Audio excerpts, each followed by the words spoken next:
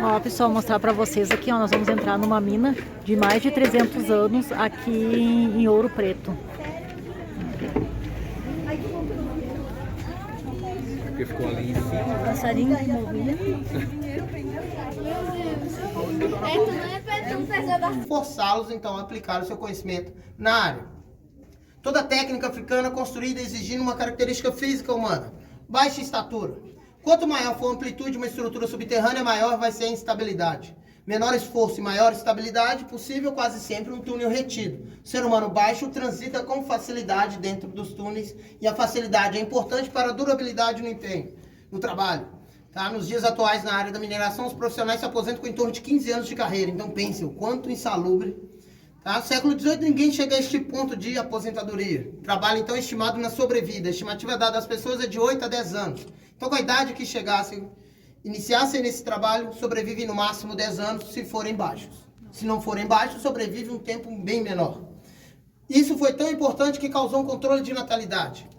Tá? A antiga cidade de Vila Rica se torna a cidade mais populosa em todo o continente por todo o século XVIII, porque no século XVIII o ciclo econômico é o ouro. O foco é a exportação de ouro, não é à toa que chamam de corrida do ouro. Todos vão vir, só que a questão é que já haveria pessoas altas escravizadas na colônia, só que eles não são viáveis para esse trabalho, por serem altos. Controle de natalidade, esterilização dos homens altos, para perderem a prole e não terem filhos, para que a linhagem sanguínea se perpetue de pessoas baixas, que é o ideal para o trabalho subterrâneo. Olha um brasileiro, tem uma estatura mediana de 1,70, eles tinham no máximo 1,50. Ficção, já reparou que retrata minerador como anão, para que entendam que eles são baixos? Um grande exemplo, o Conto da Branca de Neve, certo? Livros de... Isso, os livros de Tolkien, Senhor dos Anéis, o Hobbit, certo? Filmes, desenhos, jogos sempre representam minerador como anão, para que entendam que eles são baixos. Túnel principal é o primeiro a se iniciar a escavação, é o que nós estamos, é todo túnel com acesso à superfície. Ele traz uma leve inclinação para o alto. Quando avançarmos, vamos observar que vamos estar subindo. Porque um africano já teria entendido naquela época, perfurar a serra em linha reta, você está indo para o fundo. O que está sobre a gente aumenta com o nosso avanço. Eu estou em uma profundidade muito superior do que o último nesse grupo. E quanto maior a distância da superfície, maior a profundidade naquele ponto. Se a profundidade aumenta, encontra-se água. E não existem máquinas para bombeamento de água. Para que não ocorra a inundação dos túneis e inclinação para o alto, aprender a utilizar a gravidade faz o escoamento. Tá? A mangueira no chão à direita de vocês está fazendo capitalização do lençol freático, por isso o piso está seco. Esses dois cortes à direita no início do túnel aí é para servir de bancada, poderia estar em qualquer percurso do túnel, é para deixarem ferramentas.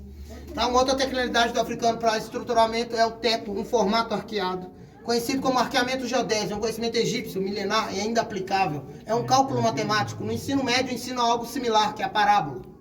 Tá? Na engenharia civil, hoje isso é passado como a cambota. Cria a divisão das tensões. O peso que está sobre a gente para de se concentrar no centro. Se divide, aumenta a estabilidade. Repara um metrô, a estrutura de uma ponte, o túnel para tráfego de carros, sempre com esse formato. Então, ainda aplicável. E trabalho era imposto a essas pessoas do amanhecer ao escurecer. 10, 12, no máximo 15 horas ao dia, todos os dias. Só não é constante toda essa carga horária dentro da estrutura e não há trabalho noturno pela questão de iluminação. Naquela época já vai haver um custo, que é a importação do óleo. Então não querem criar uma iluminação externa ao anoitecer. Trabalho só enquanto o sol estiver sobre a região. Em filmes nos apresentaram iluminações como tochas. Quanto maior a chama, maior o consumo de oxigênio pelo fogo. Então o ideal é a menor possível. Réplicas de lamparinas, lampiões, candeeiros, como se fossem quase velas. Vão criar acesso nas paredes só de um palmo. Tá? Cabe geralmente um punho. Vocês vão ver vários à frente. É onde ficava a iluminação.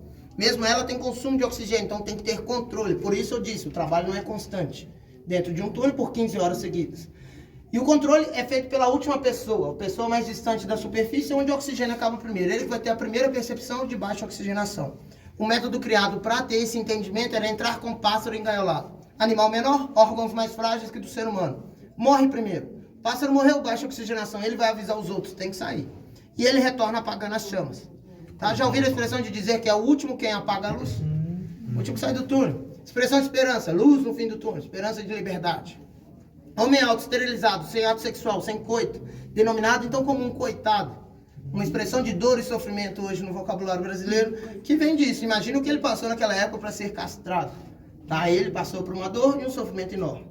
Conseguiram entender mais ou menos tudo até aqui? Tudo. Nós vamos avançar. À frente o túnel se torna um pouquinho mais baixo, chega quase à minha estatura. É um curto percurso, em seguida vai ficar alto. Eu vou direto a este ponto para que fiquem mais confortáveis. Recomendo que fotos nesse percurso do túnel sejam feitas na volta, para não impedir ninguém de avançar. E vocês vão observar que o túnel se divide em duas direções. À frente vai ter uma entrada à direita. Tá? Dê uma olhada, em seguida eu vou explicar o porquê. Tá vivo aqui as marcas ainda. É quase uma assinatura de que alguém fez isso. E quantos anos? Errando muito.